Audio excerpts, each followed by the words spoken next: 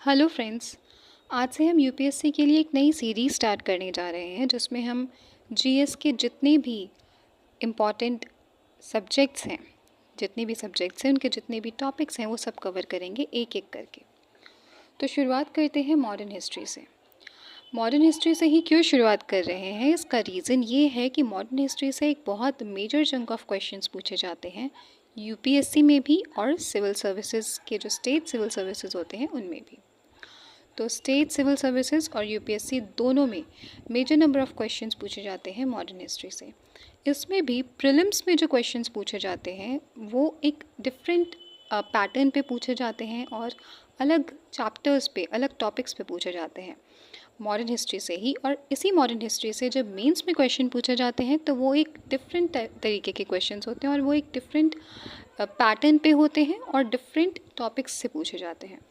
तो modern history में भी कुछ टॉपिक्स होंगे जो प्रीलिम्स के पर्सपेक्टिव से इम्पॉर्टेंट होंगे और कुछ टॉपिक्स होंगे जो मेंस के पर्सपेक्टिव से इम्पॉर्टेंट होंगे। तो हमें मॉडर्न हिस्ट्री को इन दोनों ही पर्सपेक्टिव, प्रीलिम्स और मेंस, दोनों ही पर्सपेक्टिव से पढ़ते हुए आगे बढ़ना है।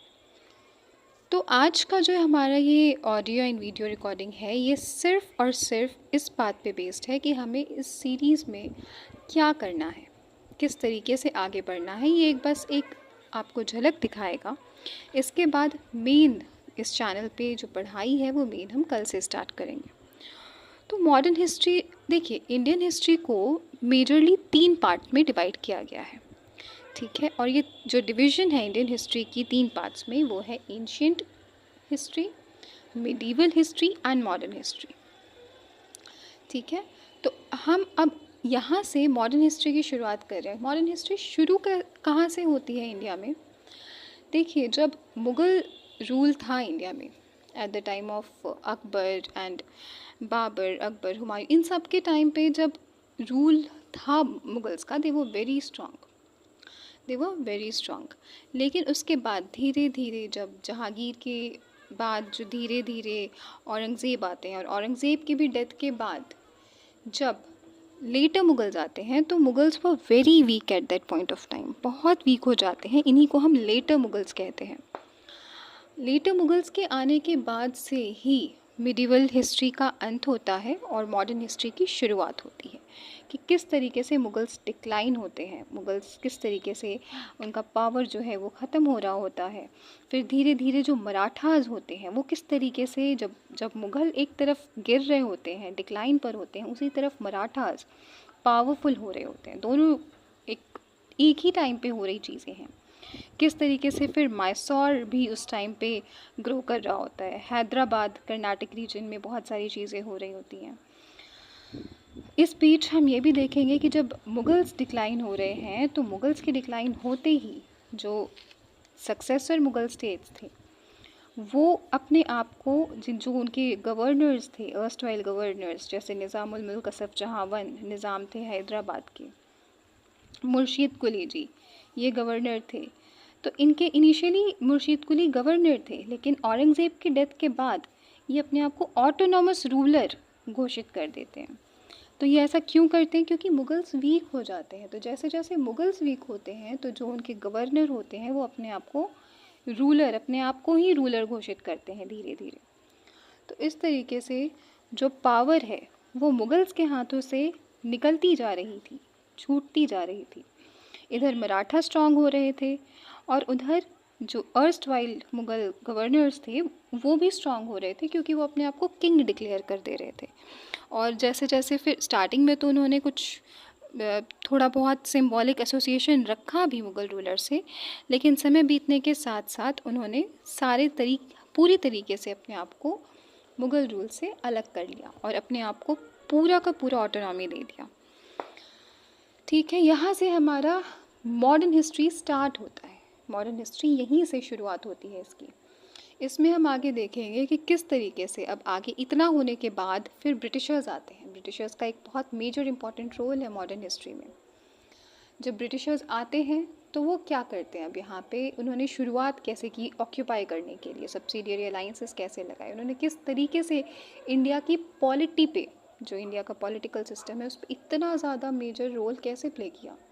आए तो वो सिर्फ एक व्यापारी बनकर थे, मसाले की व्यापार करने के लिए आए थे, सोना लेकर आते थे और इंडियन जो ट्रेडर्स हैं उनसे फिनिश्ड गुड्स लेते थे और सोना दे करके जाते थे। तो उस टाइम पे तो हमारा एक बहुत हेल्दी रिलेशनशिप था, एक हेल्दी ट्रेड रिलेशनशिप था ब्रिटिशर्स के साथ। तो एक व्यापारी किस तरीके से हमारी पूरी पॉलिटिकल सिस्टम को अपने अंडर कर लेता है और पूरे देश पे रूल करता है, ये पूरा हम मॉडर्न हिस्ट्री में पढ़ेंगे। तो जब ब्रिटिशर्स आते हैं तो ब्रिटिशर्स शुरुआत कहाँ से करते हैं? वो बंगाल से शुरुआत करते हैं। सबसे पहले बैटल ऑफ प्लासी होता है, बैटल ऑफ बक्सर होता है। अच्छा, बंगाल ही क्यों चुना उन्होंने शुरू करने के लिए? क्योंकि बंगाल एक बहुत प्रॉस्परस एरिया था। आपको पता है बंगाल जो है कोस्टल एरिया पर है और यहाँ पे जितनी अच्छे से ट्रेड, क्योंकि कोस्टल एरिया है तो ट्रेड व्यापार बहुत अच्छे से होगा, शिप्स यहाँ पे बहुत अच्छे से कोस्ट लाइन पर आएंगे। और साथ ही साथ क्योंकि ये एक समुद्री इलाका है तो यहाँ पे फर्टिलिटी भी बहुत अच्छी होगी, एग्रीकल्चर भी बहुत अच्छा होगा क्योंकि गैंगेटिक प्लेन्स हैं। तो क्योंकि फर्टिलिटी अच्छी है, एग्रीकल्चर अच्छा है, तो टैक्सेस जो हैं हमारे एग्रीकल्चर से वो बहुत अच्छे से मिल सकते हैं। पीजेंट्री से उन्हें बहुत अच्छा रेवेन्यू रेज कर सकते हैं ये लोग, और साथ ही साथ ट्रेड की वजह से जो है बहुत ज़्यादा रेवेन्यू वहाँ से भी जनरेट कर सकते। तो Bengal was very prosperous those times also, now also it's very prosperous. तो बंगाल से इन्होंने शुरुआत की थी। बंगाल को किस तरीके से फिर बैटल ऑफ प्लासी करते हैं, बैटल ऑफ बक्सर करते हैं। और बैटल ऑफ प्लासी और बैटल ऑफ बक्सर के आउटकम्स क्या क्या रहे? क्या हुआ बैटल ऑफ प्लासी के बाद? बैटल ऑफ प्लासी के बाद बहुत सारी चीज़ें होती हैं। प्लासी प्लंडर नाम का एक डॉक्यूमेंट कहते हैं, प्लासी प्लंडर पे साइन करते हैं एक्चुअली ये लोग। जब फाइनली बैटल ऑफ प्लासी ख़त्म हो जाती है तो एक ट्रीटी साइन होती है, जिस ट्रीटी को हम लोग प्लासी प्लंडर कहते हैं क्योंकि इसके थ्रू बहुत सारा पैसा जो है हमारे ब्रिटिशर्स के पास चला जाता है। इसके बाद कुछ सब्सिक्वेंट चेंजेस होते हैं, सीरीज़ ऑफ इवेंट्स होते हैं, जिसके बाद हमारे प्लासी के बाद बक्सर का युद्ध होता है, बैटल ऑफ बक्सर। और बक्सर के युद्ध के बाद पॉलिटिकली ये लोग काफ़ी स्ट्रॉन्ग हो जाते हैं। फाइनेंशियली तो पहले ही स्ट्रॉन्ग हो गए थे बैटल ऑफ प्लासी के बाद ही, लेकिन अब इन्होंने पॉलिटिकल पावर भी अपना ऑक्यूपाई करना स्टार्ट कर लिया बैटल ऑफ बक्सर के बाद। अब बैटल ऑफ प्लासी और बैटल ऑफ बक्सर एक स्टार्टिंग पॉइंट था। यहाँ से इन्होंने शुरुआत करी अपना पैर जमाने की, टो होल्ड को स्ट्रॉन्ग करने की इंडियन कॉन्टिनेंट पे, इंडियन सब कॉन्टिनेंट पे। तो अब यहाँ से हम अब धीरे धीरे आगे बढ़ेंगे और देखेंगे कि बैटल ऑफ प्लासी और बक्सर होने के बाद इन्होंने उसके बाद, अब यहाँ पे देखिए एंग्लो कर्नाटिक वॉर भी थे। किस तरीके से एंग्लो कर्नाटिक वॉर्स किए हैदराबाद में। मैसूर, मैंने बताया कि मैसूर भी जब लेटर मुगल्स डिक्लाइन कर रहे थे तो मैसूर भी काफ़ी स्ट्रॉन्ग, उस वक्त बहुत स्ट्रॉन्ग जो एरिया है मैसूर था, बहुत स्ट्रॉन्ग स्टेट था बहुत। और मैसूर जो है वो फ्रेंच की मदद से स्ट्रॉन्ग हो रहा था। ये बात ब्रिटिशर्स को अच्छी नहीं लगती because Britishers want monopoly in everything. वो नहीं चाहते थे कि कोई दूसरा विदेशी पावर इंडिया में किसी भी तरीके से रहे। और क्योंकि Mysore was very keen with very friendly with French people, तो ब्रिटिश को इस बात से भी दिक्कत होती थी। इस वजह से अब उन्होंने फिर एंग्लो मैसूर वॉर किया। एंग्लो मैसूर के 4 युद्ध हुए। उसके बाद फिर उन्होंने फाइनली मराठा, अब इन्होंने क्या किया, स्टार्टिंग में प्लासी बक्सर तो ऑक्यूपाई कर ही लिया था, कर्नाटिक वॉर के बाद हैदराबाद ऑक्यूपाई कर लिया, फिर एंग्लो मैसूर वॉर और एंग्लो, फिर लास्ट में बस मराठा बचते हैं। तो इन्होंने लास्ट में मराठास को भी हरा दिया, but it took a long time for them to overcome to subdue Marathas, but finally इन्होंने कर लिया। तो 1819 में फाइनली ये लोग मराठास को भी हरा देते हैं और फिर एक बहुत मेजर एरिया पे, इंडियन सब कॉन्टिनेंट के सदर्न मेजर एरिया पे फिर ब्रिटिश का रूल हो जाता है। ठीक है, अब ये फाइनेंशियली और साथ ही साथ पॉलिटिकली दोनों ही तरीक़ों से बहुत ज़्यादा रूल करने लगते हैं इंडियन सब कॉन्टिनेंट पे। सब्सिडियरी अलायंस लगाते हैं, प्रिंसली स्टेट्स को सबड्यू करते हैं और रिवेन्यू रेज करते हैं, मतलब अपने फ़ायदे के लिए सारी पॉलिसीज़ लाते हैं। इनकी बहुत अब इन्होंने, क्योंकि अभी आ चुके हैं हमारे पूरे पॉलिटिक्स को ये संभाल रहे हैं, और पॉलिटिक्स में भी मेजर जो एडमिनिस्ट्रेटिव रोल था वो नहीं संभाल रहे हैं, लेकिन जो रिवेन्यू जनरेटिंग एरियाज़ थे मेजर, उनको ये बहुत ज़्यादा फोकस कर रहे थे because Britishers were not so keen in the administration of India, जबकि वो यहाँ पर बस पैसे कमाने आए थे, पैसे लेने आए थे।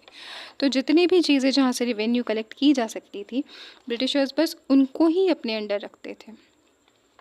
तो ये हमने देखा कि किस तरीके से जो ब्रिटिशर्स थे वो इंडिया आए।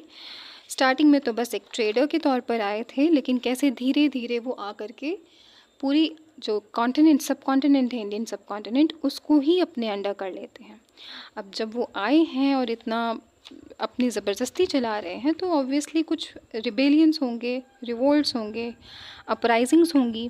तो हमारे देश के जो ट्राइबल पीपल थे, ट्राइबल्स जो होते हैं, उनके साथ भी इन्होंने काफ़ी भेद, क्योंकि जंगलों में रहते हैं tribals, they are away from the social cap of our society. तो ये लोग जंगलों को काटने लगे थे अपने वुड और अपनी बाकी की चीज़ों के लिए, टिम्बर के लिए, बाकी चीज़ों के लिए। तो इन्होंने जंगलों को काटना स्टार्ट कर दिया था, जिस वजह से ट्राइबल पीपल को काफ़ी, अब वो सदियों से वहाँ रह रहे हैं, उनका वो एरिया है, उनको लैंडलेस कर दिया ट्राइबल्स को। ट्राइबल्स एरिया, जो ट्राइबल्स लोग थे, वो भी अपराइजिंग पे, रिवोल्ट पे आ जाते हैं। जो किसान थे, किसान तबका, पीजेंट्री जो हमारी इंडिया की थी, मैंने कहा ना ये लोग आए ही इंडिया में पैसे कमाने थे, तो पीजेंट के ऊपर ओवर बर्डन कर दिया इन्होंने लोन का, रिवेन्यू का, सॉरी लोन नहीं, रिवेन्यू का ओवर बर्डन कर दिया। अब किसान जिसके पास कोई फैसिलिटी नहीं है, जो इरिगेशन के लिए टोटली पानी बारिश पे डिपेंडेड है, उसको आप कोई फैसिलिटीज़ नहीं दे रहे हैं और फर्टिलिटी नहीं देख रहे हैं ज़मीन की कि फर्टाइल कितना है लैंड, उसके बाद उन पीजेंट्स पे ओवर बर्डन कर दे रहे हैं उनको लोन से, सॉरी नॉट लोन, रिवेन्यू के लिए उनसे टैक्सेस बहुत ज़्यादा ले रहे हैं। तो उस वजह से अब धीरे धीरे हमारे देश में स्टार्ट हो गया था ट्राइबल और पीजेंट रिवोल्ट। अलग अलग जगहों पे ट्राइबल रिवोल्ट अलग अलग हो रहे थे और अलग अलग पीजेंट रिवोल्ट हो रहे थे, कुछ इनमें वायलेंट थे, कुछ नॉन वायलेंट थे। तो जब हम पढ़ेंगे तो एक एक रिवोल्ट को डिटेल से देखेंगे कि कौन कौन सी जगह पे कौन कौन से रिवोल्ट हुए, कौन से रिवोल्ट जो थे वायलेंट थे, कौन से नॉन वायलेंट थे। रिवोल्ट्स में एक चीज़ और इम्पॉर्टेंट है कि किस रिवोल्ट से कौन से जो मेजर इवेंट्स हैं, मतलब रिवोल्ट को हेड किसने किया, लीडर कौन था, रिवोल्ट किस एरिया में किया गया, और उस रिवोल्ट, एक तो वो वायलेंट है या नॉन वायलेंट, ये भी अपने आप में इम्पॉर्टेंट है, क्वेश्चन हो सकता है। इम्पॉर्टेंट कोई बुक लिखी है उस इवेंट के लिए, या कुछ इम्पॉर्टेंट चीज़ें, जैसे इंडिगो रिवोल्ट बहुत इम्पॉर्टेंट है अपने आप में। तो ऐसे बहुत सारी चीज़ें हैं जो एक मेजर पॉइंट्स होते हैं जो हमें रिवोल्ट में भी याद रखना है। एरिया कौन सा है, लीडर्स कौन से हैं, वायलेंट है या नॉन वायलेंट है, कौन से ईयर में हुआ, ये भी इम्पॉर्टेंट है, और कितने साल चला। इसके अलावा अगर उस इवेंट से उस रिवोल्ट से रिलेटेड कोई और मेजर इवेंट है, जैसे अगर कोई बुक पब्लिश हुई उसमें, या कोई दूसरी चीज़ें अगर हुई हों, तो वो भी इम्पॉर्टेंट हो जाती हैं। तो अब रिवोल्ट्स होने के बाद हम ये देखेंगे इम्पैक्ट क्या क्या रहे। ब्रिटिशर्स तो आ गए, ब्रिटिश रूल का इम्पैक्ट क्या था, इम्पैक्ट भी अलग अलग एरियाज़ पे। अब क्योंकि वो इकोनॉमी पे बहुत ज़्यादा फोकस कर रहे थे, तो इकोनॉमिक इम्पैक्ट ब्रिटिश रूल का क्या रहा, कैसे जो हमारे ट्रेड पॉलिसीज़ थे ब्रिटिश के, इनिशियल ट्रेड पॉलिसीज़ अलग थे। अब जब उन्होंने सबड्यू कर लिया इंडियन सब कॉन्टिनेंट को, तो उनकी ट्रेड पॉलिसीज़ बदल गई थी। वो रेलवेज़ लेकर के आए। अब रेलवेज़ के लिए भी काफ़ी ये कॉम्प्लिकेटेड टॉपिक है, क्योंकि railways was not for us, it was for their benefit. तो रेलवेज़ का क्या इम्पैक्ट है, लैंड रेवेन्यू सेटलमेंट में हम देखेंगे कि किस तरीके से रेवेन्यू सेटलमेंट इन्होंने अलग अलग जगहों की ज़मीन का अलग अलग रेवेन्यू सेटलमेंट किया। इंडस्ट्रियलाइजेशन किस तरीके से आई और किस तरीके से, क्या पैटर्न था खर्चे का, एक्सपेंडिचर का पैटर्न क्या था, क्या कर रहे थे ये लोग, बेसिकली जो इंडिया से पैसे ले रहे थे उसका क्या कर रहे थे। तो ये सारी चीज़ें देखेंगे, और किस तरीके से फिर हमारे जो ब्रिटिश पार्लियामेंट है वो इस पूरी, किस तरीके से ये जो पूरा हमारा ब्रिटिश पार्लियामेंट ने इस पे ब्रिटिश ईस्ट इंडिया कंपनी को रेगुलेट करना शुरू कर दिया था। क्योंकि ब्रिटिश ईस्ट इंडिया कंपनी जो भी पैसे अर्न कर रही थी उसका एक बड़ा रेवेन्यू वो ब्रिटिश पार्लियामेंट को देती थी। तो ऑब्वियसली ब्रिटिश पार्लियामेंट ने अपनी आर्मी भेजी थी, जो कि इन लोगों का, ब्रिटिश का, यहाँ पे इंडिया में देख रेख करती थी, इन्हें सेव करती थी, प्रोटेक्ट करती थी। तो यहाँ पे इतनी चीज़ें क्लियर होने के बाद ब्रिटिश ने और भी बहुत सारी चीज़ें करी, जैसे उन्होंने जुडिशरी सिस्टम में बहुत सारे चेंजेस करे थे, उन्होंने इंडिया के एजुकेशन सिस्टम में उनके एजुकेशन पे क्या क्या काम किए, एडमिनिस्ट्रेशन का क्या हुआ, सिविल सर्विसेज कैसे इंट्रोड्यूस हुए इंडिया में, किस तरीके से उन्होंने यूनिवर्सिटीज़ अलग अलग बनाई, एजुकेशन पॉलिसी के अंडर क्या क्या इंपॉर्टेंट स्टेप्स थे जो उन्होंने लिए, ये सारी चीज़ें देखेंगे। और इसके बाद जैसा कि मैंने बताया कि दे वो not very keen in the administration of India, उन्हें तो बस अपने जो उनका इनकम है उसको बढ़ाना था, उनको बस टैक्सेस लगाने थे। और उन्होंने इस बीच काफ़ी कुछ एक सीरीज़ ऑफ इवेंट्स हुआ जिसकी वजह से लोगों के मन में बहुत आक्रोश था, जिसकी वजह से 1857 का रिवोल्ट होता है। ये बहुत इम्पॉर्टेंट है, वॉर ऑफ 1857। ये क्यों हुआ, इसके क्या क्या कॉजेज़ थे, बहुत सारे कॉजेज़ थे। इसको हम कुछ अम्ब्रेलाज में डिस्कस कर सकते हैं, जैसे कुछ पॉलिटिकल कॉजेज़ थे, कुछ इकोनॉमिक कॉजेज़ थे, कुछ आर्मी रिलेटेड कॉजेज़ थे। और आर्मी रिलेटेड कॉज तो इमीडिएट कॉज था, जैसा कि हम आगे देखेंगे। कुछ सोशियो रिलीजियस कॉजेज़ थे, क्योंकि जब ब्रिटिश आए तो इन्होंने हमारे सोशल स्टेटस पे हमारी रिलीजियस सेंटिमेंट्स के साथ भी छेड़छाड़ करनी शुरू करी, सती प्रथा को ख़त्म कर दिया, विडो री मैरिजेस को प्रमोट करने लगे।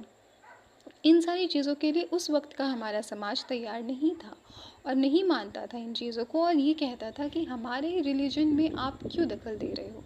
तो ये भी कुछ कॉजेज़ थे। इसके अलावा अब ये सारी चीज़ें होने के बाद जो इनका एनेक्सेशन का जो पॉलिसी था, जिसके अंडर इन्होंने जितने भी प्रिंसली स्टेट्स थे, डॉक्ट्रिन ऑफ लैप्स लगा करके उन सारे प्रिंसली स्टेट्स को अपने अंडर किया। इसके अलावा चार्जेस लगाए थे मिस गवर्नेंस के। तो ये अलग अलग इनके एनेक्सेशन की पॉलिसीज़ थे कि किस तरीके से ये अपने प्रिंसली स्टेट्स को अपने अंडर करेंगे, फालतू के ही अपनी जो है कंसेप्ट्स लगा लगा करके। तो ये सारी बहुत सारी चीज़ें थी जिसकी वजह से 1857 का रिवोल्ट होता है। और ये एक बहुत बड़ा रिवोल्ट होता है। इस रिवोल्ट में बहुत बड़े large number of people participate करते हैं, लेकिन लार्ज नंबर ऑफ पीपल, सारे नहीं पार्टिसिपेट करते। बहुत सारे लोग पार्टिसिपेट करते हैं, पर बहुत सारे ऐसे भी राजा होते हैं, प्रिंस होते हैं, प्रिंसली स्टेट्स होते हैं जो ब्रिटिश का साथ देते हैं। तो अब 1857 के रिवोल्ट को भी हमें डिटेल में पढ़ना है। कौन सी जगह से कौन कौन से लीडर्स खड़े थे, कौन सी जगह से कौन कौन से क्या क्या स्टेप्स लिए गए, उसके बाद उसके क्या क्या इम्पैक्ट पड़े। 1857 के रिवोल्ट के बाद क्या हुआ, किस तरीके से उसके बाद ब्रिटिश ने अपनी पॉलिसीज़ में बदलाव किया, और किस तरीके से जो इम्पैक्ट रहा है 1857 के रिवोल्ट का वो क्या क्या रहे। गवर्नमेंट ऑफ इंडिया एक्ट 1857 आता है, उसके बाद 1858 आता है उसके बाद, रिवोल्ट के बाद, जिसमें बहुत सारे चेंजेस होते हैं। जो ब्रिटिश ईस्ट इंडिया कंपनी है अब वो गवर्नमेंट हो जाती है, अब तक तो प्राइवेट थी, पर इस रिवोल्ट के बाद जो ब्रिटिश पार्लियामेंट है वो अब ईस्ट इंडिया कंपनी पे भरोसा नहीं करती, क्यों कहती है कि अब आप जो है इतना बड़े रिवोल्ट हो जाता है आपके अंडर में, तो अब जो है गवर्नमेंटाइजेशन हो जाता है उस प्राइवेट कंपनी का। इसके बाद अब 1858 के बाद बहुत सारी चीज़ें आती हैं, बहुत सारे सोशियो रिलीजियस रिफॉर्म्स होते हैं इंडिया में अलग अलग। जैसे राजा राम मोहन रॉय जी आते हैं, ईश्वर चंद्र विद्यासागर, ज्योतिबा फुले, सावित्रीबाई फुले। तो हमारी जो सोसाइटी है उसमें बहुत बड़ा चेंज आता है, एक ऐसा चेंज जो हमारे सोसाइटी को बदलता है, काफ़ी हद तक बदलता है। इनके विचारधाराएं जो हैं वो हमारे समाज को बदलती हैं। तो हम ये सारी चीज़ों को भी पढ़ेंगे कि किस तरीके से हमारा जो सोसाइटी है वो मेंटली बदल रहा था।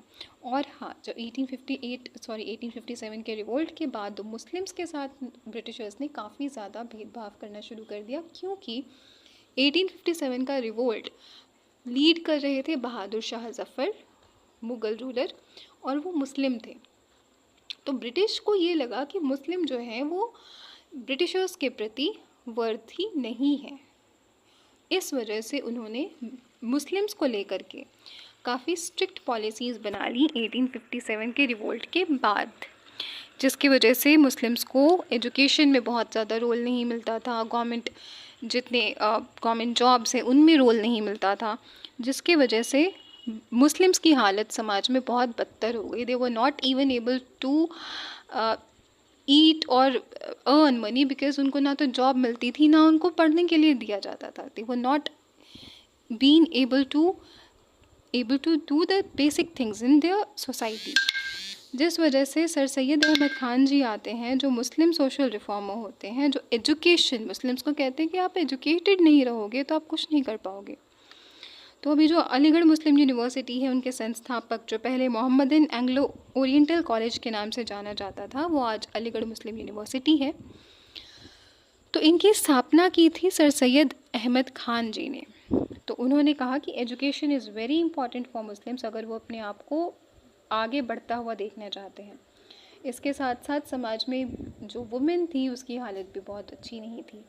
तो वुमेन एजुकेशन को लेकर के भी ज्योतिबा फुले और सावित्रीबाई फुले जी, ज्योतिबा फुले जो थी फर्स्ट वुमेन थी जिन्होंने एक स्कूल खोला था जो सिर्फ लड़कियों के लिए था। तो गर्ल्स स्कूल इंडिया में सबसे पहले ज्योतिबा फुले जी पहली औरत थी, वुमेन थी पहली जिन्होंने गर्ल्स कॉलेज, गर्ल्स स्कूल खोला था।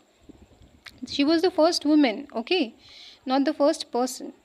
तो जेईरी बेथून वो फर्स्ट इंसान थे जो वुमेन एजुकेशन के लिए स्कूल खोले थे, और फर्स्ट वुमेन की अगर बात आएगी तो वो ज्योतिबा फुले होंगी। तो ये सारे हमारे समाज में चेंजेस हो रहे थे, मेंटली भी और फाइनेंशियली भी, हर तरह से हमारा समाज बदल रहा था। इस बीच काफ़ी रिफॉर्म्स हुए, हमें वो भी देखना है। और फिर कांग्रेस का गठन होता है। अब कांग्रेस के गठन के पहले ये सारी चीज़ें हमने देख ली। अब कांग्रेस का गठन क्यों होता है, ब्रिटिश क्यों अलाउ करते हैं कांग्रेस का गठन? क्या ब्रिटिश को डर नहीं लग रहा था कि एक पॉलिटिकल एसोसिएशन को वो अलाउ कर देते हैं? क्यों अलाउ करते हैं? फिर इंडियनाइजेशन होती है सिविल सर्विसेज की, क्योंकि ये डिमांड थी कांग्रेस ने स्टार्टिंग में किस तरीके से अपने आप को, स्टार्टिंग की 20 ईयर्स क्या पॉलिसी रही कांग्रेस की, और उस 20 ईयर्स के बाद ऐसा क्या हुआ कि उन्होंने अपनी पॉलिसीज़ चेंज कर दी। इनिशियली कौन कौन से लीडर्स थे मेन कांग्रेस के, और फिर बाद में कौन कौन से लीडर्स हुए, किस तरीके से एक्सट्रीमिस्ट और मॉडरेट में जो दो अलग अलग पॉइंट्स हैं, दो अलग अलग में किस तरीके से डिवाइड हो गया हमारा कांग्रेस, और क्यों हो गया, और इन एक्सट्रीमिस्ट और मॉडरेट में क्या डिफरेंसेस थे। इसके बाद आता है हमारा काउंसिल एक्ट 1861 का और 1892 का, ये भी हम देखेंगे। कांग्रेस के गठन के बाद कांग्रेस में भी बहुत सारे चेंजेस आते हैं। कांग्रेस एक बार टूटती भी है सूरत स्प्लिट में, और सूरत स्प्लिट के बाद कांग्रेस काफ़ी वीक हो जाती है काफ़ी लंबे समय के लिए, क्योंकि उस टाइम पे पार्टीशन होता है बंगाल का। तो पार्टीशन ऑफ बंगाल देखेंगे, फिर किस तरीके से सूरत स्प्लिट होती है। फिर महात्मा गांधी जी आते हैं। अब महात्मा गांधी जी क्या करते हैं साउथ अफ्रीका में, उन्होंने जितने भी उनके एक्सपीरियंसेस थे, सत्याग्रह जो उन्होंने साउथ अफ्रीका में किया था वही वो इंडिया में आकर के करते हैं। सबसे पहला गांधी जी ने कहाँ पे सबसे पहले शुरुआत करी अपने इस लड़ाई की। फिर धीरे धीरे non cooperation movement, civil disobedient movement, satyagraha, धीरे धीरे आगे बढ़ते रहेंगे। और फिर जो भी चीज़ें इवेंट्स हुए हैं हमारे इंडियन हिस्ट्री में अब हमारी आज़ादी के लिए, वो सब देखेंगे एक एक करके कि क्या होता है, कैसे कैसे हम आगे बढ़ते हैं। राउंड टेबल कॉन्फ्रेंसेस होते हैं, और फिर फाइनली धीरे धीरे आगे बढ़ते बढ़ते नमक सत्याग्रह, इंडिविजुअल सत्याग्रह, साइमन कमीशन, करते करते आगे बढ़ते बढ़ते हम किस तरीके से 1947 में फाइनली लेकिन एक बहुत बुरे ज़ख्म के साथ, इंडिया डिवीज़न के साथ, इंडिया एंड पाकिस्तान दे वो बोथ डिवाइडेड। और ये डिवीज़न भी स्टार्ट कहाँ से हुआ, मुस्लिम लीग की शुरुआत कैसे हुई, तो ये सारी चीज़ें हम धीरे धीरे देखेंगे। ये आइडियोलॉजी कहाँ से आई कि मुस्लिम अलग है, हिंदू अलग है, मुस्लिम और हिंदू एक साथ नहीं रह सकते। ये कम्युनलिज्म की शुरुआत कहाँ से होती है, और ये एक्सट्रीम कम्युनलिज्म इतना कैसे बढ़ गया कि ये पार्टीशन में चेंज हो गया। तो ये धीरे धीरे एक एक पॉइंट करते हुए हम सारी चीज़ें पढ़ेंगे। और फिर 1947 में किस तरीके से हम आज़ाद होते हैं, और किस तरीके से फिर सारी कॉन्सिक्वेंसेस आज़ाद होने के बाद भी our freedom was not so easy. बहुत ज़्यादा रायट्स होते हैं, दंगे होते हैं उसके बाद हमारी आज़ादी, क्योंकि हमारे स्मूथ पार्टीशन नहीं था, it was very offensive partition, बहुत ज़्यादा दंगे राइट के साथ हमारा पार्टीशन होता है, तो वो भी हम देखेंगे। और इसके साथ साथ मॉडर्न हिस्ट्री में बहुत सारी आइडियोलॉजीज़ आते हैं, जैसे गांधी जी की आइडियोलॉजी क्या है, भीमराव अम्बेडकर जी की आइडियोलॉजी क्या है, इन्होंने कौन सी मेजर बुक्स लिखी हैं, कौन से इनके मेजर एरियाज़ रहे हैं जिन पे इन्होंने काम किया है। जैसे गांधी जी के बहुत सारी चीज़ें, उन्होंने लास्ट में कांग्रेस से रिटायरमेंट ले लिया था और हरिजनों के लिए काम करना शुरू कर दिया था। फिर कौन कौन से जर्नल्स हैं, कौन कौन सी बुक्स हैं, इन्होंने कब लिखी, ये सारी चीज़ें, क्योंकि मेंस के पर्सपेक्टिव से यही इम्पॉर्टेंट है। मेंस में यही क्वेश्चन आएंगे कि इनकी आइडियोलॉजीज़ में आपको क्या लगता है, क्या समानताएं थी या क्या डिफरेंस थे इनकी आइडियोलॉजीज़ को लेकर के, इनकी स्ट्रैटेजीज़ को लेकर के। तो ये सारी चीज़ें हम कवर करेंगे मॉडर्न हिस्ट्री के इस सीरीज़ में। आई होप आप मेरा साथ देंगे और मेरे साथ इस मॉडर्न हिस्ट्री के पूरी सीरीज़ में मेरे साथ रहेंगे। That's all for today.